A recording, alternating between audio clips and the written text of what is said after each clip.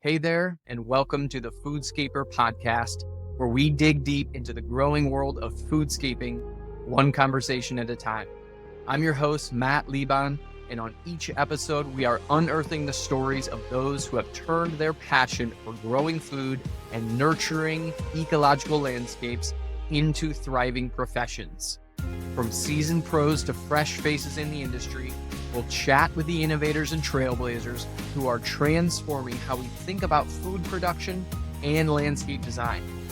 Whether you're contemplating a career in foodscaping or you're already knee-deep in garden soil, our guests will share their insights, experiences, and inspirations to help you cultivate your own path.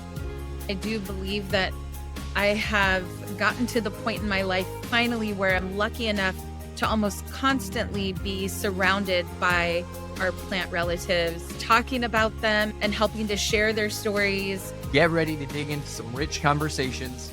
Let's get growing. A big thanks to our podcast sponsors, Epic Gardening and Stark Brothers Nursery. Thank you both so much.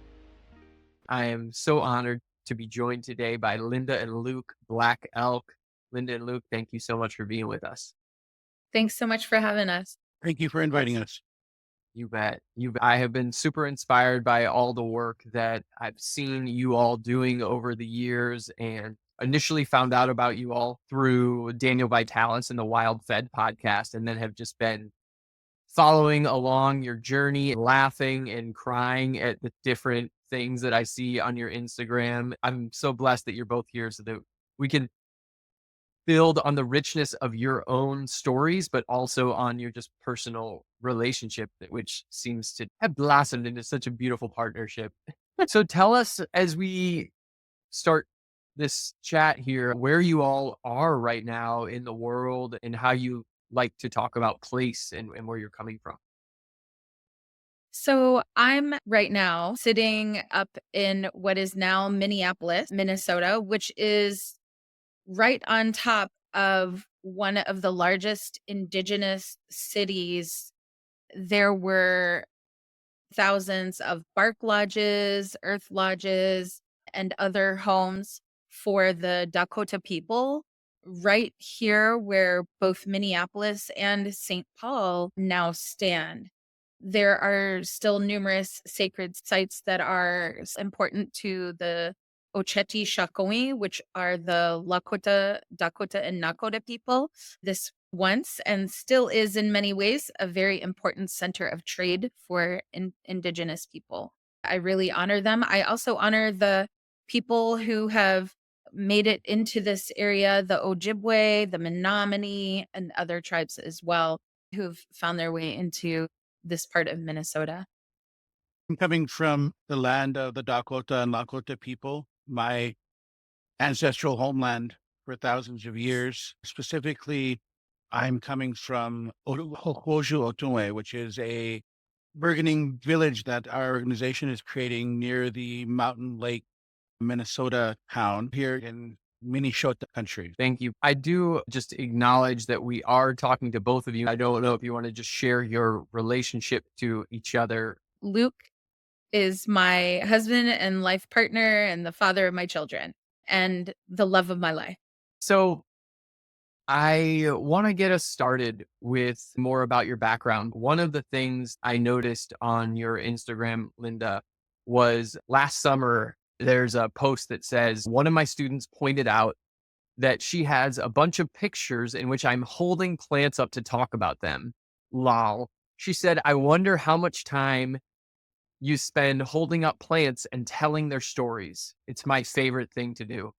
I actually resonate so hard with that because it feels like my own calling as well. Tell me more about that and what brought you to that point of your life. I just would love for you to illuminate that post for me to get us a better sense of who you are. I do believe that I have gotten to the point in my life finally where I'm lucky enough to almost constantly be surrounded by our plant relatives, talking about them and helping to share their stories and just to really make that the medicine that they bring into my life, a daily part of my life. I'm so grateful for that. It's been quite a journey. Plants have always been very important. My mom, who is Korean and Mongolian, had to grow up foraging because she didn't have any other choice. It was a way for her to access food and medicine, which is why I think edible landscapes are super important. Also, my grandmother, who I would go on plant walks with from the time I was very little, one of my very first memories, I couldn't have been more than about 4 years old, is of going for a walk with my grandmother, and we were picking wild onions and eating some of them at the same time. And she was like, "Your breath is going to stink, but someday you're going to find someone and they won't mind your wild onion breath. And that's how you'll know they'll be the one." When Luke and I first started talking and dating, I asked him what his favorite plant was, which is a big deal for an ethnobotanist. And he said his favorite plant was wild onion. I knew right then that he was the one. Plants have always been this important part of my life. I came to realize over time that every plant has a story to tell, and they're living their lives, doing their thing, and we're all just walking around like they don't exist. Often we're doing that. And so I thought they don't speak with the same type of voice or in the same type of language that we do, but they are speaking. Probably one of the greatest honors of my life, along with being a mom, to have the ability to tell those stories of the plants so that other people can learn to love and appreciate them as much as I do. Thank you for sharing that, Linda. I want to hear so much more about that. Luke, can you tell us a little bit about your passions and the lead up that brought you to those? So I grew up in a household where foraging was just a part of our seasonal life. I started asking a lot of questions of my aunts and uncles when I was young. What is this plant? A few of them got tired and they'd be like, here's a book, read this and it'll tell you everything you want to know. But I was really into talking to people. I learn better when I'm speaking to someone and I'm hearing what they have to say. I'd go out, go on long walks and come back with a handful of plants and flowers and be like, okay, what's this one? What's it used for? I started out my passion for plants when I was really young and wanted to know more about that. I think that's what brought Linda and I together. We both had that passion for plants and we're able to be passionate about those things together. It's something that really connects us and brings us closer. Yeah, what a beautiful shared story that it seems like you both come from familial traditions of foraging and being connected to the land and having access to elders that can share plant wisdom and help cultivate those relationships with at a young age. I'm so fascinated to talk with you all because I'm really interested in that re-education process for people who may not have grown up in that environment. I loved the anecdote that you shared before we started recording, Linda, or if there's other things, because I think those are the things that I, as a young dad, I like.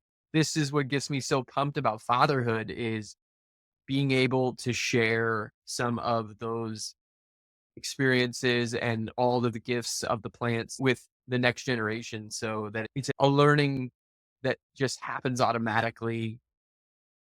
Absolutely. When people have shared their knowledge with you, even plants and wildlife and the land, we're almost obligated to share that in return and to pass that knowledge on. What kind of person would I be to be gifted all of this beautiful knowledge and then just keep it to myself, to hoard it to myself, to keep it secret? I think is wrong. And yeah, it's so fun and important to be able to share that. Sometimes we take for granted how much our kids know. One time I was telling a story about stinging nettles, and I looked over to see our now 9-year-old, he was about 7 at the time, literally mouthing the exact words of the story I was telling to himself because he had heard me tell it probably over 100 times and had memorized the entire thing. We have 3 sons, 2 of whom are adults, but they can all do that. And I think that when it comes to learning, especially about plant, repetition is very important. Seeing a plant over and over, developing a relationship with that plant to where you know them, know their name, know their gifts to the world, and have even talked to those plants, told them your name and who you are and what your gifts are to the world. And to be able to share those things and develop relationship is just so important. And that's really, I think, what Luke and I focus on teaching. When it comes to edible landscaping, we focus a lot on skills. How is this plant used? Or what's a great recipe for this plant? Or how can I process this plant, make it delicious and edible or more nutritious? And that's great. Learning those skills is super important. Knowing how to nixtamalize corn, maize is so important. It's a vitally important part of Indigenous science. But I think developing a relationship and understanding that there are people, Indigenous people alive today who are literally descended from maize, descended from the corn mother, learning about what plants need from us as far as we are not separate from the landscape. We are a part of the landscape. And therefore, we have a role to fulfill. So, learning what that role is, some plants prefer to be pulled up by the roots, frankly. Some plants, you don't want to pull them up by the roots. You want to harvest them by cutting at the base. Some plants, you harvest the flower. Some plants, you harvest the leaves. You learn all of that over time by developing a relationship with the plants, with the natural world. And yeah, I think that's super vital and probably a really long answer to your question. I loved it. That's just so much of the work that we're hoping to be able to pass on is there's no edible landscaper that is not an educator because it's such a new world that clients have questions all the time and we get the privilege of being their guides and getting them engaged in the plants that we've gotten to know and love. Luke, I'm curious if anything is coming up for you with that question. I'd love to circle back to you on that. It's like Linda said, this is something that you don't learn right away. It's something that kind of took time for me, at least, is it's about creating relationships. So there are certain plants that I've had an ongoing relationship with for most of my life, and some plants that I'm just now getting to know and understand. Some of those relationships can be started by the people around you. You're a father now, and I have that same goal in my life to make sure my children have relationships with the plants that I know and care about. And I feel like those plants know and care about me as well. So it really comes from being a Lakota person. I can't speak for all Indigenous people, but for me as a Lakota person, plants are sentient and they have a life and they have goals in their life. And we as humans can't put ourselves above the plants are somehow separate from them. We are part of everything around us. And you're talking about creating edible landscapes. So one of the greatest foodscapers there is Mother Nature, right? Mother Nature is working for us. If we let Mother Nature do what she needs to do, we are surrounded by food and medicine at all times.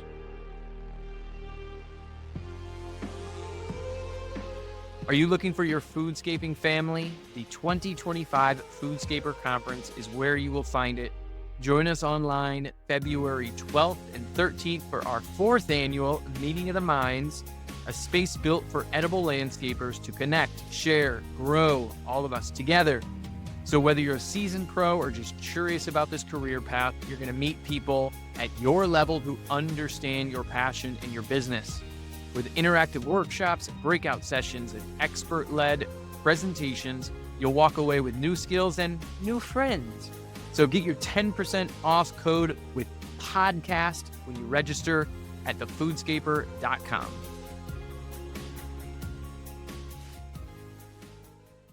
Yeah, I'd love to just move a little bit further along with your story. Both of you are now working in spaces where you are continuing to bring these gifts, plant love and feeding people and medicine and education to your communities.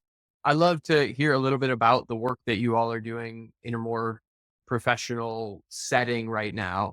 Right now, I am the farm director for a nonprofit organization based out of Minnesota. It is called Makoche Ikikchupi, which means land recovery, basically in English. And so the organization, our goals with the organization are to create space for Indigenous people to live closer to the land and live in a way that's more harmonious with our nature. We are creating a series of villages throughout Minnesota where people can live a lifestyle closer to the earth. And so right now I am the farm director for one of our village sites, which is called Hokwojo Otue, and it's located near Mountain Lake, Minnesota. And it's a 16-acre organic farm where the previous caretakers had been creating permaculture and keeping it in organic use for over 20 years. We are now trying to re-indigenize this space, utilize it for food production for our organization, and hopefully create space for generations to come. I love that. I want to circle back to re-indigenizing spaces because that's a fascinating concept. But first, I'd love to hear from you, Linda. I sit on the board of that organization, Makoche Ikikchipi. The head of that organization is a Dakota woman named Waziatawi. It means North woman. And she is Dr. Waziatawi. And she wrote a fantastic book called What Does Justice Look Like? And it actually would be really relevant to the people who listen to your podcast because in that book, it's all about the fact really what does justice for Indigenous people truly look like? And she puts forward the idea that the only true justice is land back. Most of us are familiar with the land back movement that has taken hold for Indigenous communities. She says Indigenous people who are already struggling, it's not just for them to use their own funds to purchase their own land. True justice comes when settler allies do that themselves, gift land back or raise funds so Native people can buy their traditional lands back. That's what Makoche Ikikchupi does. We raise funds from churches who want to make reparations and from settler allies who want to make reparations. And then we use that money to buy land back and put it in the hands of Native people, Dakota people. A beautiful project. I have a 9 to 5 with North American traditional Indigenous food systems, a food sovereignty nonprofit based in Minneapolis, Minnesota, under our fearless leader, Chef Sean Sherman. He's known as the Sioux Chef, Sioux, because he is Lakota, Luke's cousin. Started this organization to increase access to Indigenous foods. Natives runs the James Beard award-winning restaurant Owamini, located in Minneapolis, and the Indigenous Food Lab, which I'm wearing t-shirt. We run the Indigenous Food Lab, which is a fantastic little counter service restaurant, like a lunch counter. And we have a full market where we support Indigenous producers by selling their products. I am the education director for that nonprofit. I was in Indigenous education for about 25 years before coming to Natives. I taught at a couple of tribal colleges and universities in North Dakota and South Dakota. Now I'm here. What I really like about what I'm doing now is that I'm still teaching, which is my great love. I love to teach about plants and food, but I don't have to do the paperwork, which is really nice. Because that was probably my least favorite part of teaching in those institutions. Such exciting work that you all are doing. It really feels like you're doing cutting edge kind of work. I wonder if it feels that way to you all, but it seems that way from my perspective. Well, if cutting edge means that we're flying by the seat of our pants, that's pretty much it. What do you think, Hun? Yeah. No, I agree with that statement very much. I think we can circle back to that re-indigenizing question, right? It's not really innovative. It's just taking things back to where they should be. This whole continent was once a vast foodscape, and it was specifically made that way by indigenous people so that they could feed generations. And I think that's something that we really need to move towards in the future, foodscaping is really a great inroad to that. Mm. Yeah, that's really the perfect segue to one of the main things I wanted to pick your all's brain about, which is the fact that all of the indigenous wisdom and land use patterns pre-colonialism seem to um, be working in a different context than the one so many of us are in now. You said yourself you're on 16 acres, this confined piece of land that has such borders potentially. I don't want to make assumptions about the land you're on, but we have to design small spaces and re-indigenize small spaces. And to some, 16 acres may be very small if they're used to wandering thousands of acres and managing that landscape in a foodscaped way. And then there's so many of us who are just in cities and suburbs, and we may have a few thousand square feet, or we just have a backyard. Maybe you can just speak from your own personal experience of what does it mean to re-indigenize the farm that you're on? For me, re-indigenizing the farm is bringing back our traditional seeds. Right now, we're growing about 400 corn plants that were seeds that were kept by the leader of our organization, Waziatawi.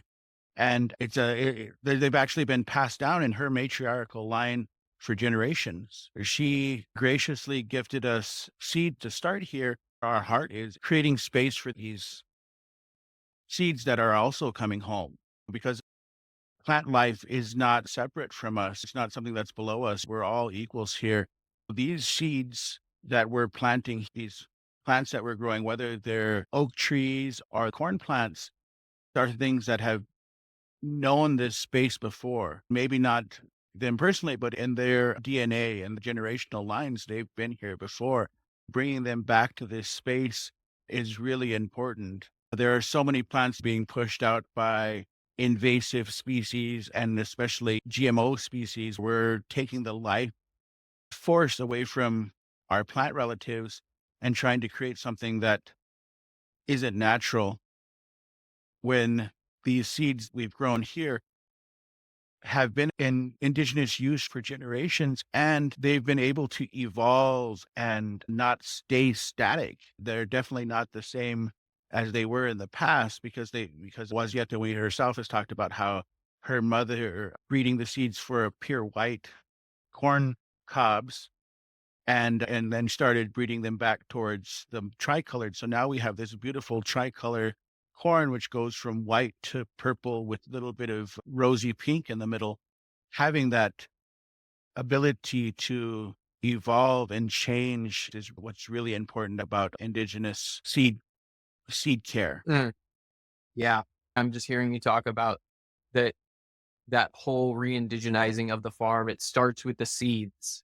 And where does it emanate out from there? What are the other things that you feel excited about in terms of re-indigenizing the farm? Are there other cultural farming practices, or is there any food processing? What else tells that story?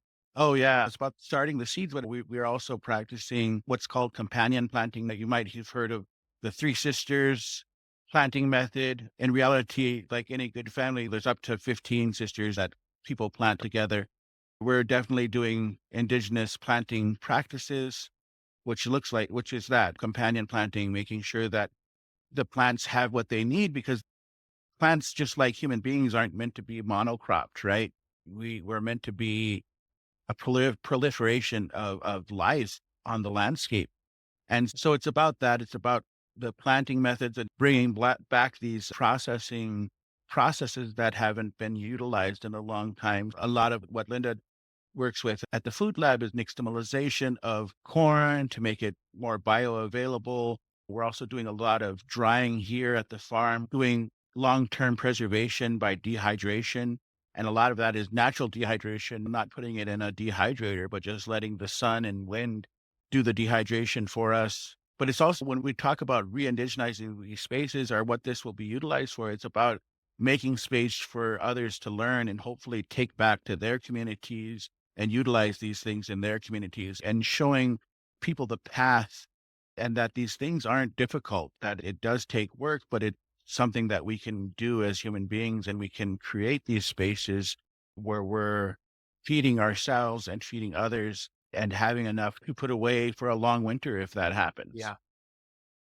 I think something that Luke is saying that it really rings, it just makes me think of the fact that food sovereignty is not one thing.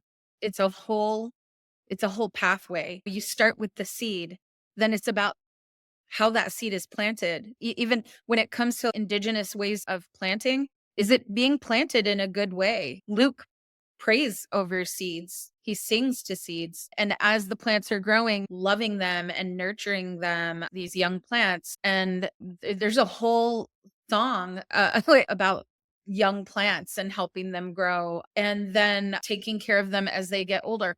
Harvesting in a good way is important. You can harvest in a way that is harmful to the plants or harvest in a way that's harmful to the seed. If you get impatient or greedy and harvest things too early, those seeds aren't going to be as viable. And then it's a whole process that goes through. And even when it goes into our mouths and into our bodies, that's all part of it. So it isn't food sovereignty, re-indigenizing landscapes or indigenizing landscapes. It's not one thing. It's the whole process, right? I want to take a minute to talk about where I source some of my favorite foodscaping plants. One of my go-to nurseries is Stark Brothers, a company I've been ordering from since I started my foodscaping business, custom foodscaping, 8 years ago.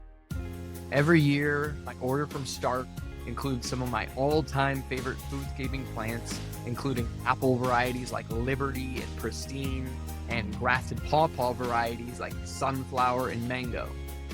Other essentials like packages of strawberries and asparagus are a great way to beat prices of potted plants.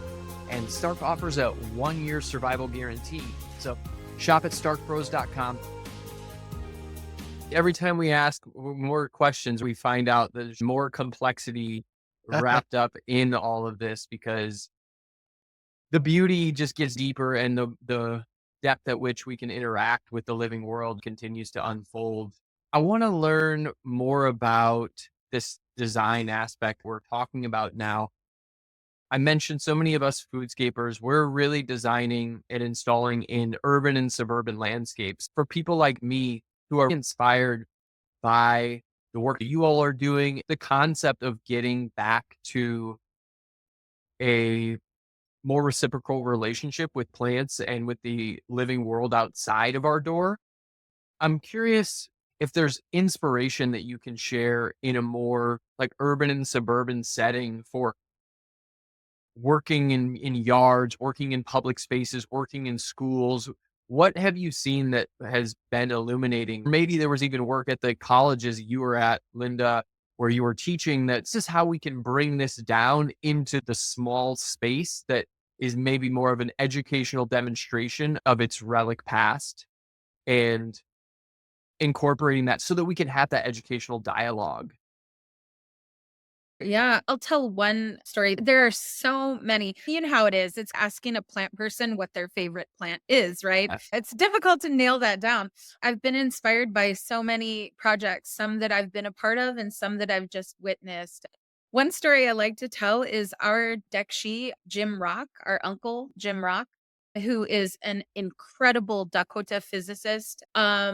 He proposed to his now wife of many decades at a sacred site called Wakan Tipi, which is in what is now St. Paul.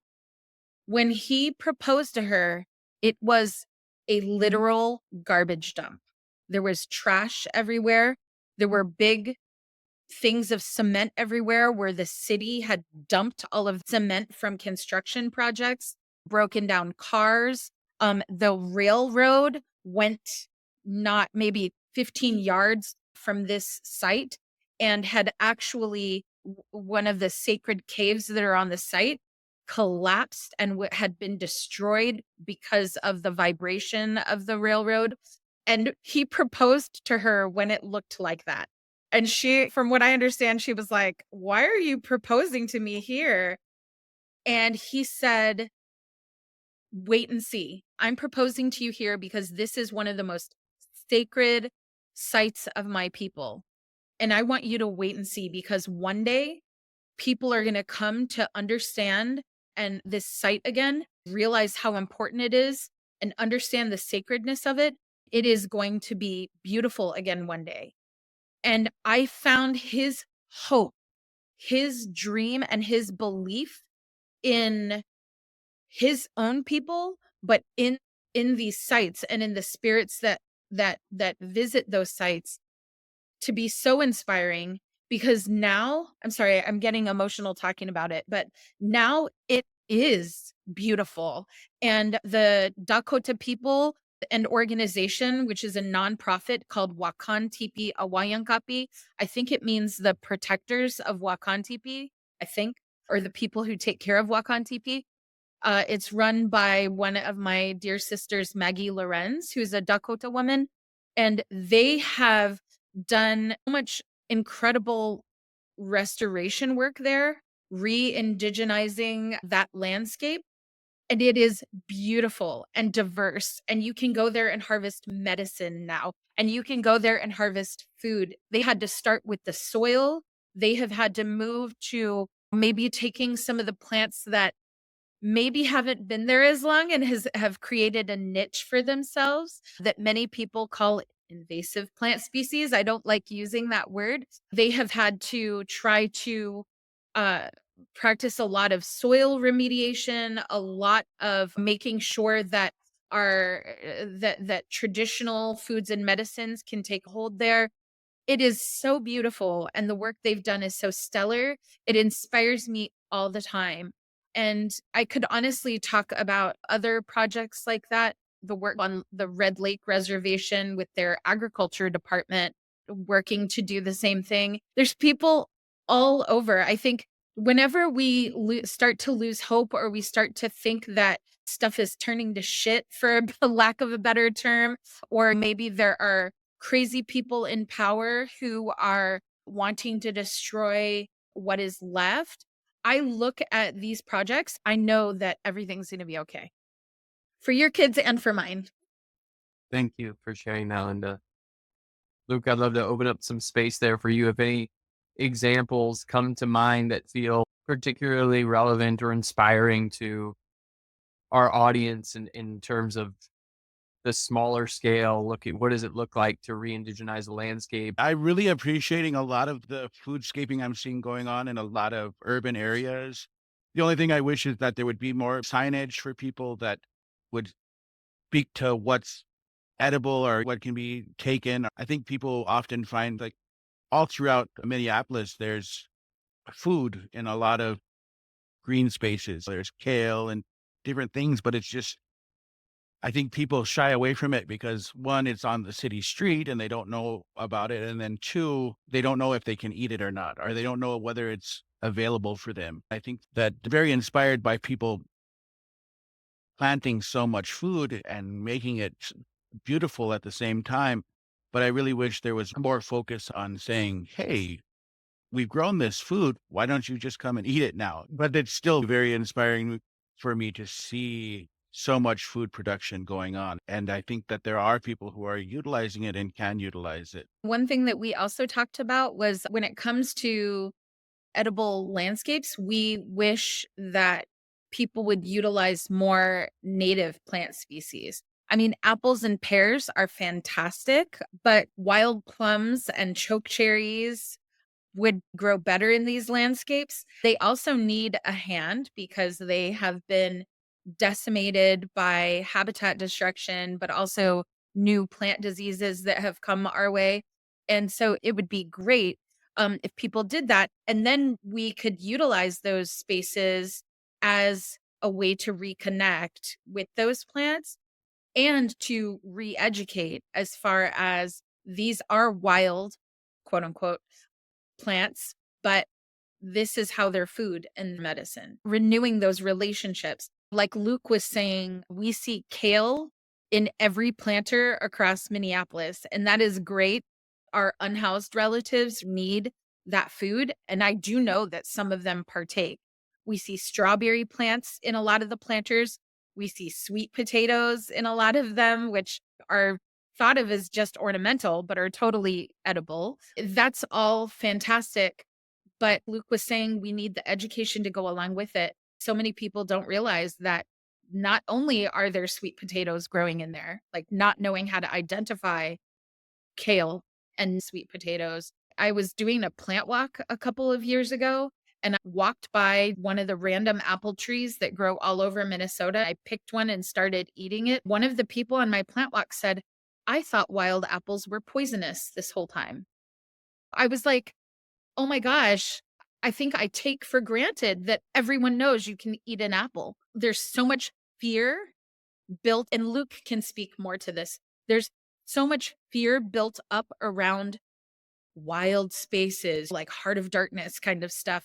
People have no idea that when they're looking at kale in a planter, they don't associate that with the kale that's in the grocery store because we're taught not to. And honey, did you have any more to say about that fear? I think that fear is definitely something intentional on someone's part. There are so many, especially indigenous plants, that there's fear around. There's this big fear around milkweed, that it's going to somehow hurt you if you eat it, or that if you utilize it, you're somehow going to hurt the butterfly population. Or there's just all these little aspects of fear when in reality, if you have a relationship with milkweed and you know about milkweed's life cycle, when it's going to be good to eat, and that if you're taking only a part of the plant, you're still going to that's still going to continue its growth and actually be better for the butterfly population. We as human beings have been purposely taught to remove ourselves from these natural spaces. And even like Linda was saying, be afraid of these spaces and be afraid of what's growing in them. One of the hardest things for me to see is in so many nature guides and these little booklets that get passed around when you look at the chokecherry bush in these works, they're often described as being poisonous and don't eat these or you'll poison yourself. Chokecherries have been a vital part of my people's life forever. It's something that we as a people still heavily utilize even in these modern times, right? We've ran into people, even indigenous people from my tribe who, well, I read in a book that's poisonous, so I don't eat it. You can't believe everything that you read in a book is the point. I want to go further with some of the things that you talked about, but I also want to recap some of the things that stuck out to me, which is just this idea of plant walks and how us as like foodscapers can really step up into education and do non-salesy things to lead people through these plant walks that inspires them to then have new eyes when they walk around the cities and plant these things at home. And I'm also hearing you talk about the importance of native plants and incorporating those into designs and potentially saying this is not just a native plant, it has a beautiful and rich history for how it was respected, harvested, processed, and eaten. And we can be allies in telling that story or directing people towards that knowledge. Absolutely. I think that all of that is so important. And that goes back to what we were saying about relationship, right? And that nurtures relationships with plants. It nurtures relationships with the landscape, but it also helps to nurture and repair relationships with indigenous people, the original stewards of the land that you're now on. I think that's all super important. So one of the things that makes me think of as you all are talking about that is an idea that I've heard you talk about, Linda, which is like decolonizing our diets.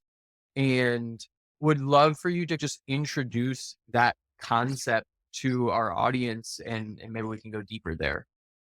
I don't have a slide that I can put up and tell everyone how things got this way, but I think we can all agree that our access to good, healthy food produced in a good way is sometimes difficult for the vast majority of people.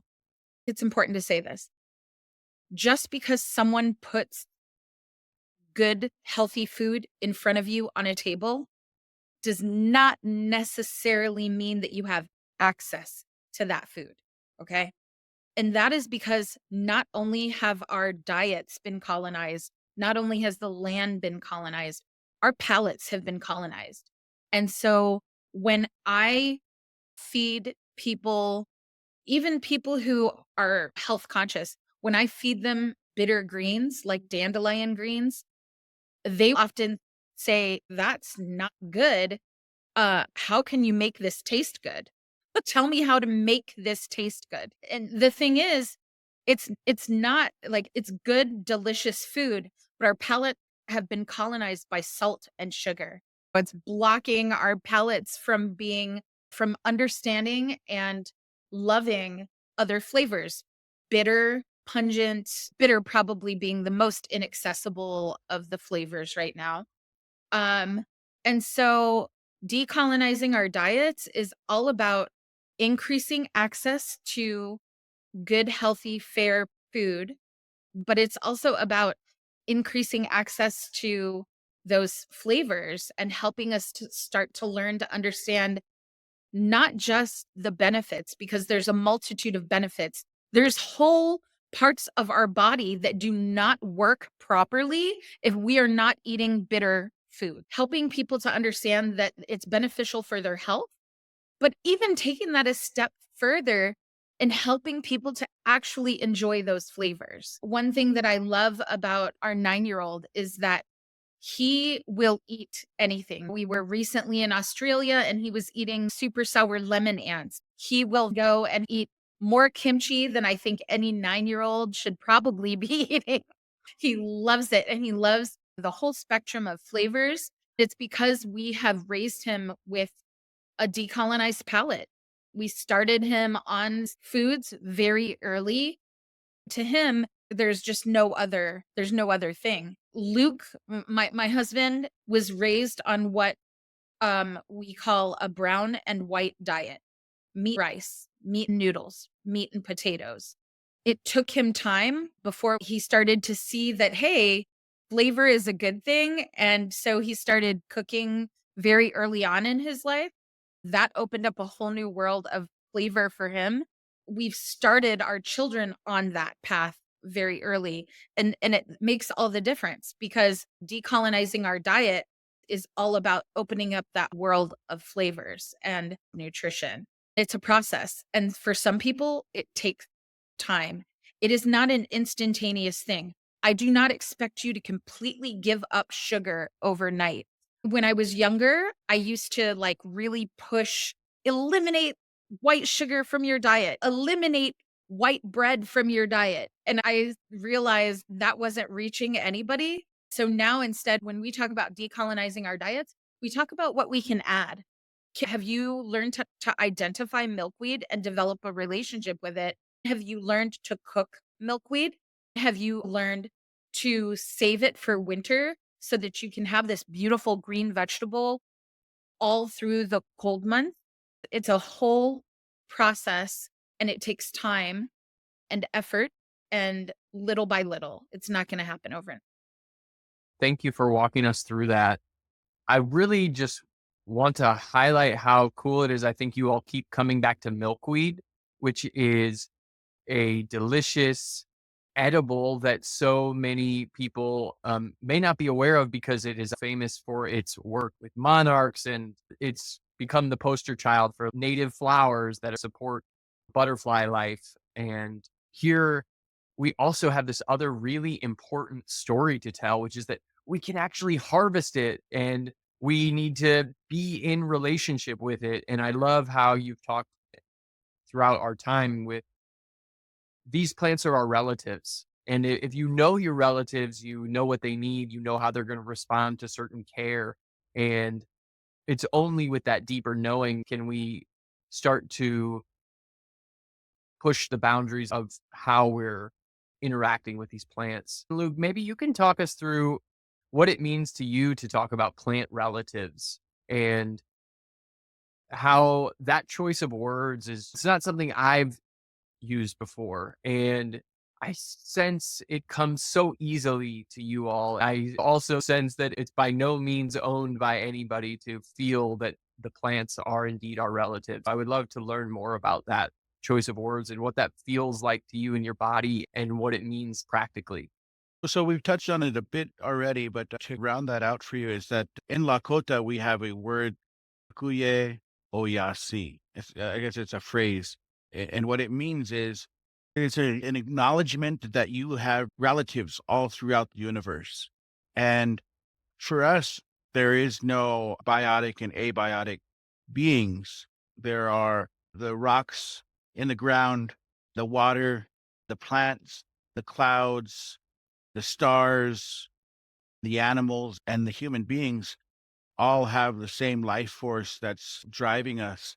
I like to point out sometimes that Western science is catching up to indigenous knowledge slowly but surely, in that there's the idea now of the Higgs boson particle, which moves through all things in the universe, right? And for me, that's really what Midakuye Oyasi embodies, is this idea that there is a force connecting us all. And so when I talk about my plant relatives and having relationship with them, I don't just mean that it's not just words for me. I believe in my soul, I believe in my heart that these are my relatives and that if I take good care of them, they're going to take good care of me. And so I don't walk through my life thinking that I'm just walking on the grass or through the trees. When I'm out doing walks or on a hike, I'm surrounded by my relatives constantly. I have this reciprocal relationship with all these things. Even when I'm breathing out carbon dioxide, they're taking that in and creating oxygen for me. There's all these aspects to that relationship that we don't necessarily think about. If you go hiking, you can really feel that, right? When you're out in nature, in your garden and you're weeding and watering, you're thinking about that relationship. You're thinking about why you don't want that amaranth growing right there, right now. Even though you love amaranth and it's a beautiful food plant, it's just not doing what you need it to do there. So you need to remove it and have that relationship with it. Linda has a hard time weeding gardens because she sees the good in everything and has a hard time hurting her relatives in any way. It's about knowing and realizing those connections. Thank you so much for sharing that, Luke.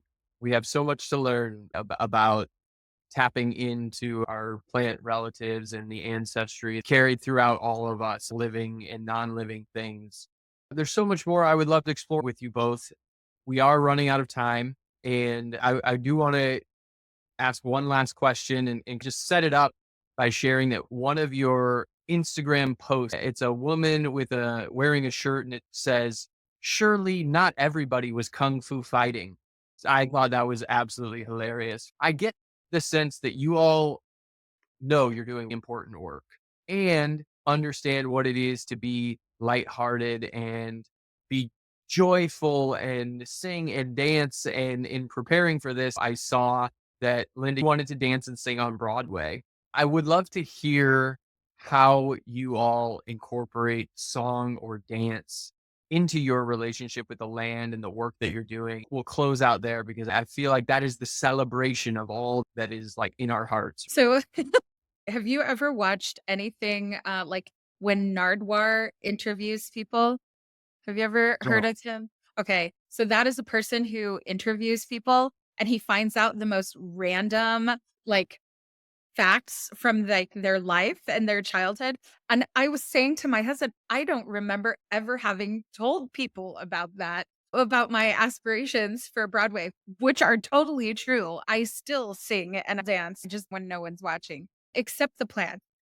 Music and movement are absolutely vital to my everyday life existence and mental health. The plants don't judge. We practice reciprocity in our everyday lives, and we're constantly thinking about our impact on the landscape. And one of the ways that I love to give back is by singing to the plants. I sing to even my house plant and the plants outdoors too. As we move along the landscape, if we're doing it in a good-hearted, light-hearted, fun way to uplift ourselves and others, then we're all kind of dancing along even as we walk. I think that's really important. Dancing is not necessarily about the moves that you're making. It's about the way that you're doing them. I think we can all do that in a more lighthearted way. I sing show tunes as well, not just traditional songs that my husband has taught me. Sometimes I'll break out some Les Mis or something like that too. So they don't judge. I love it. I come from a Les Mis family. Awesome. Yeah, I've seen it on Broadway. Luke has learned to love the theater, but it was not something that he was super interested in the beginning of our relationship. But I have dragged him to many, many a show. Luke, you want to share how song and dance is part of your relationship to the earth and the land? For sure. So song and dance is very important culturally to me. My people have a certain spiritual ceremonies where we sing and dance for specific reasons. Most of the songs I know in my language are prayer songs. And what that means is that while you're singing, you're also praying at the same time. And so when I'm out in nature, when I'm out in my garden or in the farm here, I am often singing. We sing to the seeds to hope that they grow in a good way. We sing to the plants to help them grow. It's a part of the everyday life that I'm living. And I find it very important to have song in my life. I wasn't into musicals, but I was very into my own music and the music that I create. If you listen closely while you're out in the natural world, you'll hear the song of the world around you. A lot of indigenous music is inspired by things like that. So if you've ever heard a Native American flute, that's actually in my culture, we have a story about how that's inspired by the wind going through the cottonwood leaves in the summertime. Yeah. And we have those stories within our culture. Or if you've ever been out on the prairie and you've heard the wind go through the prairie and you've watched it travel and dance through the prairie, and it makes the prairie look like an ocean landscape rather than being in the grassy landscape. But so singing and dancing, it's just a part of our soul, right? It sure is. Thank you all so much for sharing that and enlightening us with the stories of your work, your relationship to the land and to food. We'll be sure to link to the various organizations you mentioned so people can learn more about your work. Anything else that I should have asked? For both of us, our inspiration is each other and our children. And that's really how we live our life. We inspire each other to do these things. Love and care that Linda has for the world and the people around her inspires me to be the best person I can. That's the ultimate compliment. It's one thing to love them, but for them to be the source of your inspiration, that's powerful. He inspires me too. But I'm not going to cry again on this. We have no limit to tears here. They're all good. Thank you so much for having us. This has been really fun. If this podcast inspired you or taught you something new, it would mean so much if you could give us 30 seconds of your time, follow or subscribe to the Foodscaper Podcast. And while you're there, if you could give us a 5-star review or rating, that would be so greatly appreciated. These small acts help us grow the foodscaping movement. Thank you for listening to the Foodscaper Podcast. Keep growing. Big thanks to our official garden supply sponsor, Epic Gardening, for supporting today's episode. Epic Gardening is one of our top recommended sites for edible landscaping, education, and garden supplies. Check out Epic Gardening at shop.epicgardening.com. Thanks to our official fruit tree nursery sponsor, Stark Brothers. Shop at starkbros.com.